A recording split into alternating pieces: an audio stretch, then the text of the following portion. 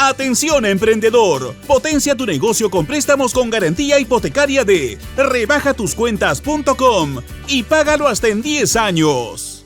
¿Tú crees que tanto el Congreso como la presidenta Boluarte están apostando a que la gente va a estar calmada, no va a decir nada, no se va a repetir el escenario que vivimos en diciembre y enero? Es probable que estén apostando eso. Ahora, yo también te quiero ser bastante claro y lo he dicho en repetidas oportunidades, después que hubo el tema de las muertes, acá hubo una violencia de grupos, no digo todos, por supuesto, no voy a generalizar, ¿no? Algunos hicieron demandas pacíficas, otros de buena fe, otros con muy justos reclamos, sobre todo gente que venía del sur. Pero también hubo infiltrados terroristas ahí, ¿no es cierto? Incluso que no eran peruanos, que venían de gente de Evo, gente de Bolivia, y que venían a quemar e incendiar Lima, la capital, y otras provincias del país, y a generar terrorismo. Y eso es inadmisible. Y eso tiene que ser sancionado, pero también reprimido constitucionalmente. O sea, tú no puedes dejar que maltraten a las personas, que las hieran, que apedreen policías y que dañen la propiedad pública y privada y que secuestren o tomen aeropuertos, lo cual, según Naciones Unidas, es terrorismo. Eso es absolutamente deplorable. Pero eso es una cosa, y otra cosa muy distinta es no reconocer, tanto en el gobierno como en el Congreso de la República, que no hay legitimidad y que tienen que adelantar las elecciones, por lo menos un año o año y medio. Pero no, se empecinan en acabar con un Congreso que la verdad es de cine terror. La verdad que es de cine terror. Mira, yo he estado en 2 congresos, Omar, tocayo. No han sido pues congresos espectaculares, brillantes, el Foro Romano, ni mucho menos, ¿no? No, ni el Olimpo griego, ¿no? Pero por lo menos habían referentes, ¿ah? Por lo menos habían buenos referentes, gente que trabajaba, gente que tiene una carrera política, que tú podías recurrir a ellos.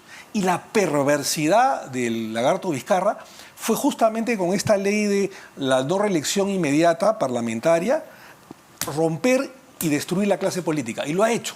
Y tenemos un Congreso que la verdad que nunca lo habíamos visto, de terror, ¿no? Salvo excepciones, ¿no? Ayer conversaba en una mesa con el congresista Carlos Anderson, es una de las pocas excepciones, habrán 10, 15 excepciones de congresistas buenos o regulares. El resto es de cine terror, o sea, niños, mochasueldos, traficantes, violadores, o sea, esto nunca se había visto, ¿no? Sí, claro, pero sin embargo no parece que el escenario vaya a cambiar mucho, ¿no? Es complicado, y ¿sabes qué es lo peor? Es que por lo menos uno decía, ya, se queden un tiempo más, pero por lo menos la reforma política, ¿no? Mejorar la calidad de los partidos políticos, recuperar el Senado, la bicameralidad. No sé, hay una serie de reformas que están todavía, la subrepresentación que hay en el Parlamento, los distritos uninominales. Yo no veo absolutamente nada. A eso íbamos, ¿no? ¿Cuáles son? Puede haber pactos, puede haber consensos, puede haber acuerdos, no necesariamente eso es negativo ni malo, pero ¿qué se está haciendo, qué se está impulsando a partir de esos acuerdos? Por eso te digo, mira, no son los acuerdos de Aya La Torre con el presidente Prado, con el presidente Odría o Alan García con el fujimorismo del 2006. No, son acuerdos absolutamente codiciosos que no piensan en la gobernabilidad ni la agenda país, sino en cada curul. Es decir, cómo me quedo hasta el 2026. Eso es todo el tema. Entonces, es un acuerdo lamentable, por decirlo menos, subalterno. Y por parte del gobierno de Boluarte, ¿ves un interés, objetivos claros, medidas de corto plazo, de mediano plazo? Y ojo que a portas tenemos ya un fenómeno del Niño que nos está respirando, ¿no? Mira, lo que se está haciendo en el gobierno de la señora Dina Boluarte, que evidentemente es mejor que el de Pedro Castillo, que era pues de terror, ¿no? Y era pues una organización criminal, dicho sea de paso. Esta no es una organización criminal. Pero yo lo que veo en Dina Boluarte es hacer camino al andar, ¿no? Fíjate, no puede ser un estadista porque no tiene la capacidad de ser estadista, no ha pasado por ningún aprendizaje, no es un cuadro político, y cede posiciones ante el premier que ocupa el espacio de jefe de gobierno que no existe constitucionalmente. Y luego lo que trata es simplemente de ganar tiempo y de sobrevivir. Seguramente con el mejor de las intenciones. La señora Boluarte hasta simpática me cae, no estoy hablando mal de ella. Pero hablando ya fríamente sobre su gobierno, es simplemente tratar de sobrevivir. Y por ahí, piloto automático en el tema económico. Tú eres más economista que yo, mucho más, por supuesto. y lo único que se está haciendo es tratar de mantener el crecimiento económico en 2-3 puntos porcentuales y punto, ¿no? Más allá de eso, no vemos mucho.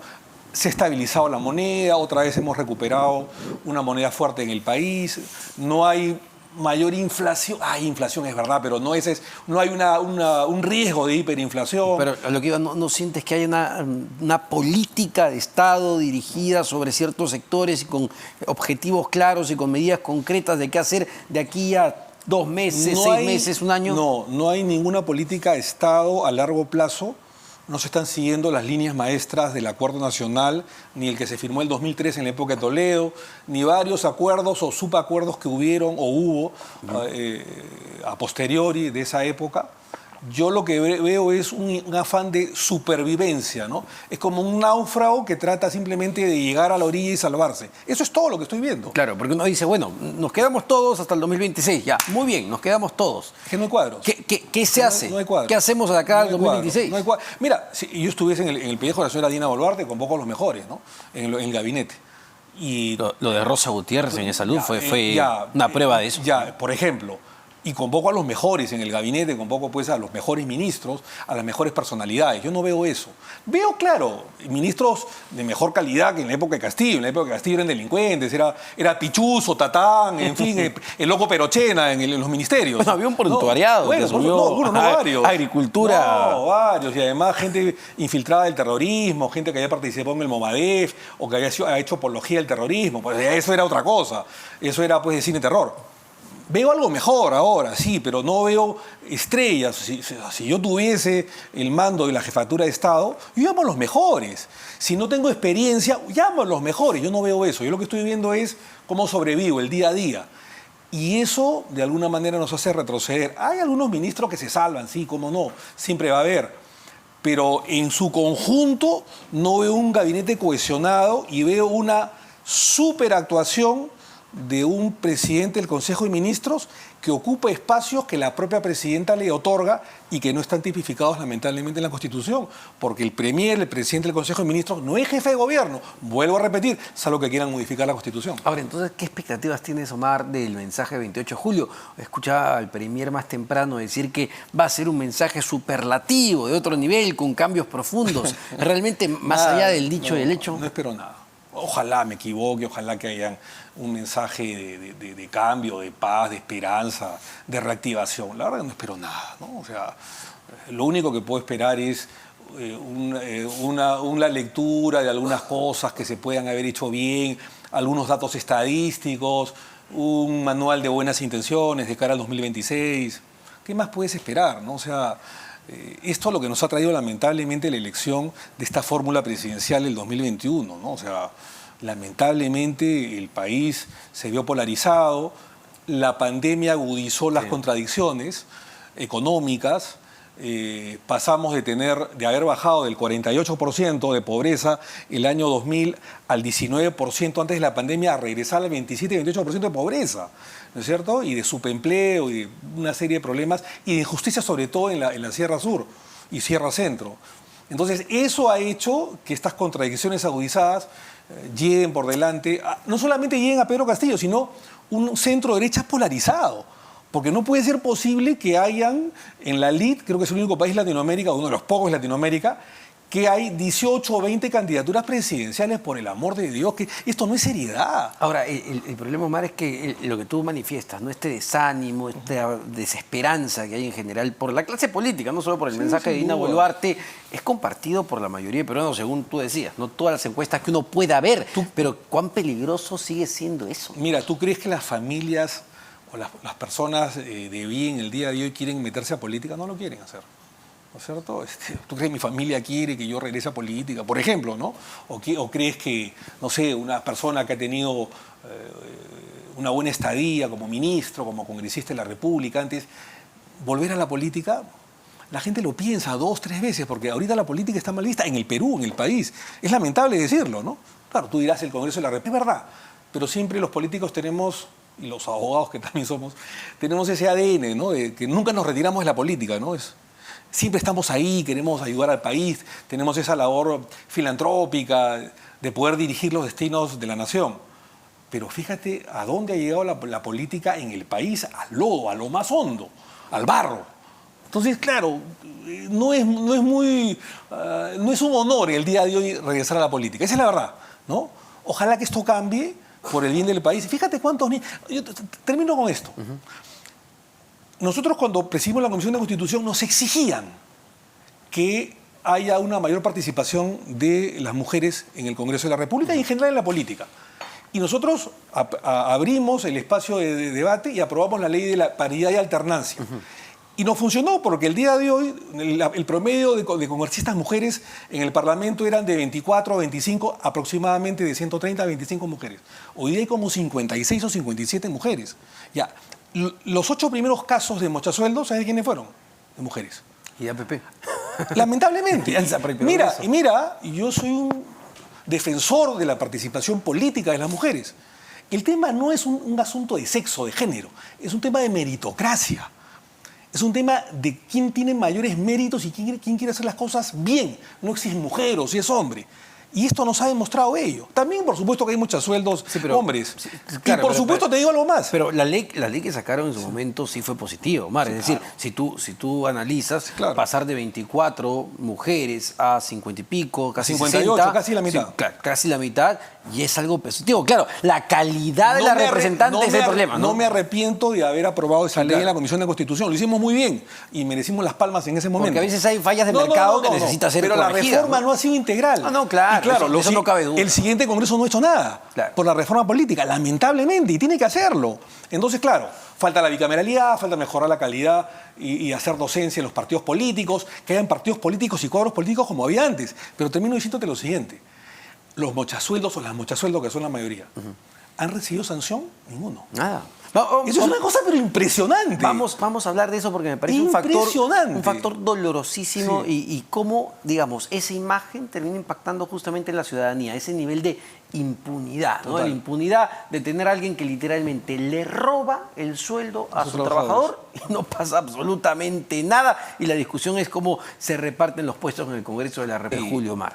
Mira, y es lamentable porque no es uno, no son 2 casos, sino son, de lo que se sabe, 10. Aparentemente habrían muchos más. Entonces, esto se está convirtiendo en una práctica parlamentaria. Si un congresista le roba el sueldo a sus trabajadores, ya llegó a lo más bajo. A lo más bajo. Quiere decir que ha pasado por todo. Ya llegó a lo más bajo. Mira, yo me acuerdo el año 2013, cuando fui congresista por primera vez, que se dio un caso parecido, que fue en el caso del ex congresista Urtecho.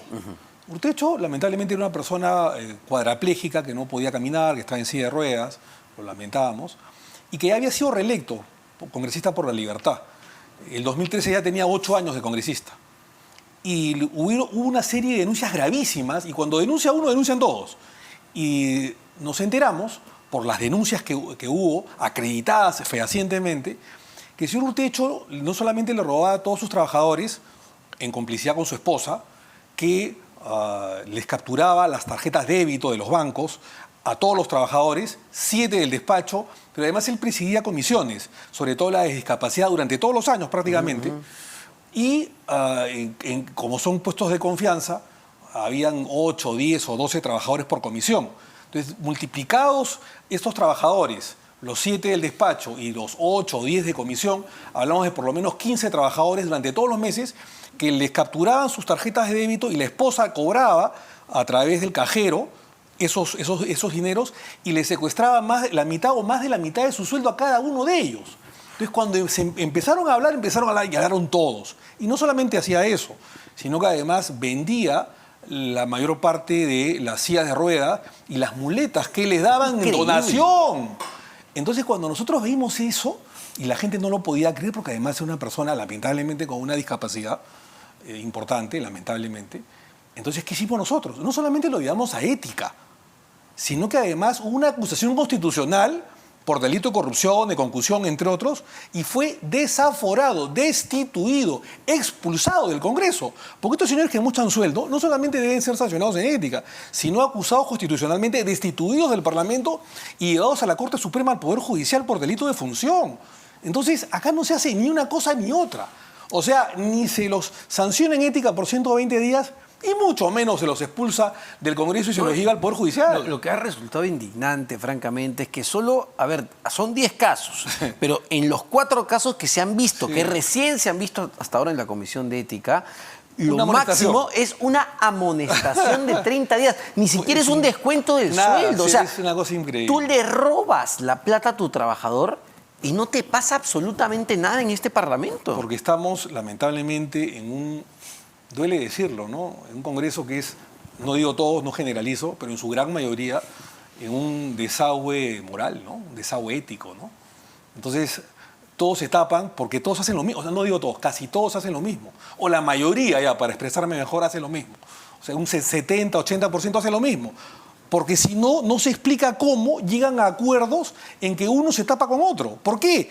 Porque el que está en ética o el que está en la comisión, que no lo sanciona algo que es tan evidente y tan grave, quiere decir que el que no sanciona es porque está en lo mismo. Y tiene miedo en que mañana más tarde le suceda lo mismo. Si yo voto, sanciono o destituyo a ese congresista, más tarde me va a pasar a mí. Entonces ese es el pensamiento. Uno se tapa a otro porque la mayor parte está con rasgo de paja. Entonces tenemos un Congreso que no solamente es incapaz intelectualmente, incapaz profesional y políticamente, sino incapaz moralmente. Entonces, ¿cómo llegas con un Congreso deslegitimado de esa manera al 2026? Ya nada me sorprende. Tú me dices, ¿te sorprende que haya esta mesa directiva? No, no solamente no me sorprende, sino que es lo que habíamos pronosticado hace unos meses. Ahora, y en medio de eso, no quiero salir del tema de los muchasueldos, que francamente es un escándalo y deberíamos recordarlo a cada momento, a ver si tienen en algún momento vergüenza de Es un llevarlo, oprobio, de tener oprobio. que llevarlo. Desde el Ejecutivo no se dice nada sobre este tema, Nada, no sí. se condena. Nada, cero, cero, absolutamente cero. Y claro, ¿qué enjuagues también habrán ahí? O sea, probablemente, ¿no?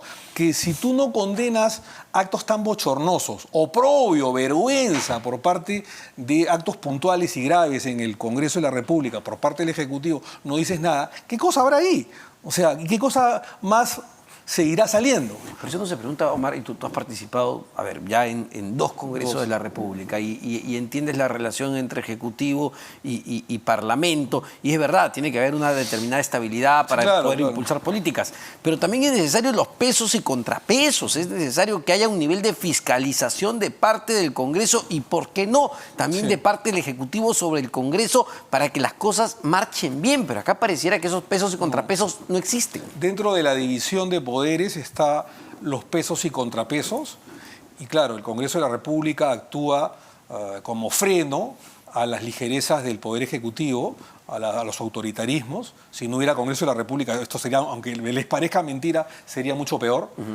Y habría pues casi una dictadura por parte del Poder Ejecutivo. Por eso está el Congreso de la República, porque como institución es importante, hay que salvarla. No con esta mayoría de parlamentarios que no merecen estar en el Parlamento, pero como institución es digna, es parte de la democracia. No hay democracia sin Congreso de la República. Y además el congresista no solamente legisla, no solamente representa, sino también fiscaliza, hace una labor de control, que es una de las más importantes que incluso que la de legislar. O sea, no es mejor congresista el que presenta 50 proyectos de ley, porque seguramente la mayoría son proyectos nominativos, declárese el día del pollo a la brasa, el día del aire, no sé, el día del sándwich o del pisco sour. No es más importante el congresista que legisla. Es bueno legislar, por supuesto que sí, pero más importante es representar y fiscalizar, que hay un control político para que el Poder Ejecutivo haga su labor y no se desbande, no se descarrile. Y viceversa, también el Poder Ejecutivo está para criticar lo malo que pasa en el Congreso de la República. Ahora, ¿crees que hay un intento del Parlamento, viendo también las nuevas alianzas que se están conformando, de toma de instituciones, que es lo que se criticaba, la toma del Tribunal Constitucional, la toma de la Defensoría del Pueblo, la posible toma de la Junta Nacional de Justicia? Mira, esas instituciones que tú has nombrado han tenido ciertos sesgos anteriormente. Yo creo que deben haber algunos cambios. La Junta Nacional de Justicia fue una obra, la paternidad de Martín Vizcarra, para tener gente muy cercana a él, y creo que, por supuesto, que merece algunos cambios. Y por supuesto que algunas otras instituciones también deben ser fiscalizadas, ¿no? Entiendo que han habido algunas irregularidades, por no decir varias, en el Jurado Nacional de Elecciones, seguramente en la OMPE, habría que investigar, y es necesario que el Parlamento, si encuentra ello, alejado del interés político y subalterno que tú me estás diciendo, puede hacer algunos cambios.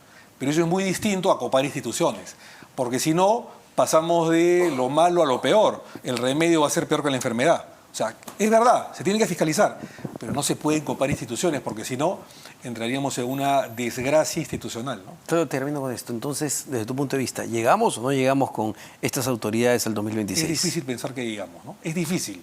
Lo vengo sosteniendo ya hace mucho tiempo y creo que es una ceguera política del Ejecutivo y del Congreso no verlo de esa manera. Yo creo que tiene que haber acá un desprendimiento político en favor del país, una agenda país, y tiene que haber un adelanto de elecciones. No digo que sea para el próximo mes, que ellos pongan a la fecha, pero llegar al 26, si estos 2 años han sido atroces, a trancas y barrancas hemos llegado, con un golpe de Estado felizmente frustrado de Pedro Castillo, con un nivel de paupérrimo del Congreso de la República, solo en 2 años. ¿Tú te imaginas 3 años más? Yo no me imagino 3 años más. Muchísimas gracias, Omar. Omar Chejade, Gracias. ex congresista de la República. Vamos